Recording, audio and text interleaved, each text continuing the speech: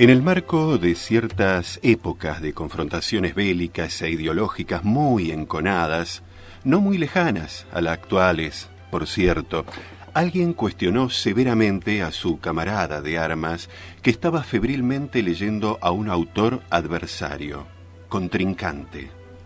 El lector contestó sagazmente a su interlocutor que para ganar una guerra, estratégicamente es necesario conocer el ideario del enemigo. Por ese motivo hay que leerlos.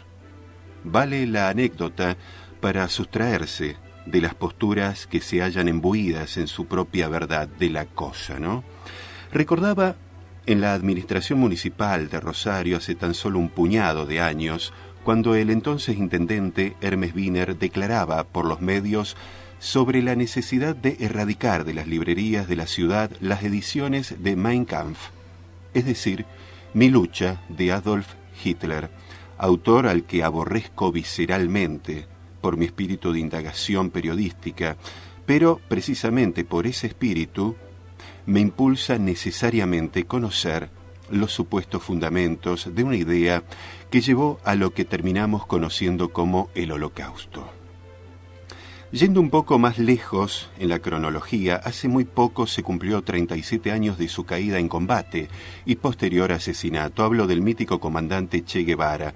Ahí visibilizamos, por las noticias, infografías y datos sueltos que nos llegaban, a un revolucionario andrajoso, desgarbado y barbado, herido en uno de los salones de la humilde escuelita de Bolivia, más precisamente en La Higuera, allá por octubre de 1967. Que en plena conferencia con uno de sus oficiales captores, paradójicamente y en consonancia con lo que vengo remarcando, dicho oficial le manifestaba su admiración acerca de su tesis de la guerra de guerrillas, que el mismo boliviano se lo había devorado en el marco de sus estudios castrenses. Esta semana pasada se presentó un nuevo libro de Juan Bautista Joffre, titulado Fue Cuba, que con frondosos y supuestos documentos de la vieja Europa oriental, procura desmitificar la figura del Che y la figura de Fidel como estandartes de aquella épica revolucionaria surgida en los 60, y lo que representó ser el primer gobierno comunista, nada más ni nada menos que a 90 millas del imperio armado más grande de la historia. El libro puede ser una calamidad profana, o tal vez una contribución para investigadores, pero nunca un descarte, nunca una censura literaria.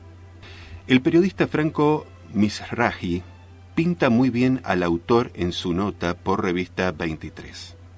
Juan Bautista Joffre, o Tata Joffre como se lo conoce, supo construir su carrera periodística al amparo de fluidos contactos con el poder y hasta algunos aparatos de inteligencia del Estado. Esto dice mucho acerca del relato periodístico y la construcción de realidades típico de los tiempos que corren. Joffre mantuvo inocultables contactos con los principales jefes de las Fuerzas Armadas y los servicios en plena dictadura cívico-militar.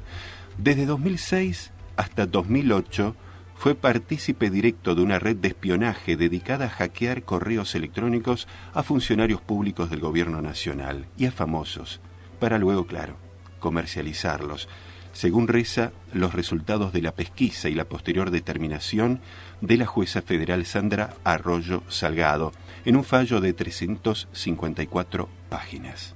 Continúa la nota. El microemprendimiento criminal se completa con el ex secretario del Ejército en los gobiernos de Fernando de la Rúa y Eduardo Duhalde, el general retirado Daniel Manuel Reimúndez, el columnista del semanario Perfil y ex director de ámbito financiero Roberto Ángel García, el periodista del diario La Nación, Carlos Orlando Pañi, entre otros, del cual el Tata Joffre fue el jefe de la mencionada asociación ilícita. No contribuye al crecimiento cultural de las sociedades ocultar o eliminar publicaciones. Los libros hay que leerlos, al menos dejar que sean leídos. Pero si se los interpela, es bueno. Y si aparte de tener una mirada crítica, conocemos a su autor, mucho mejor. Voces y sonidos. Cuando comienza a despejarse la bruma que dejó el torbellino informativo semanal, surge una singular propuesta en la radio. Aquí comienza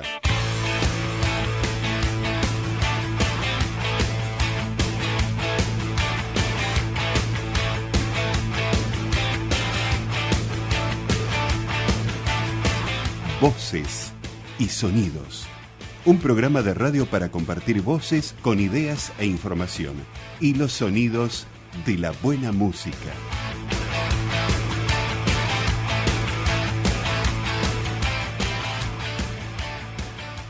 Voces y sonidos.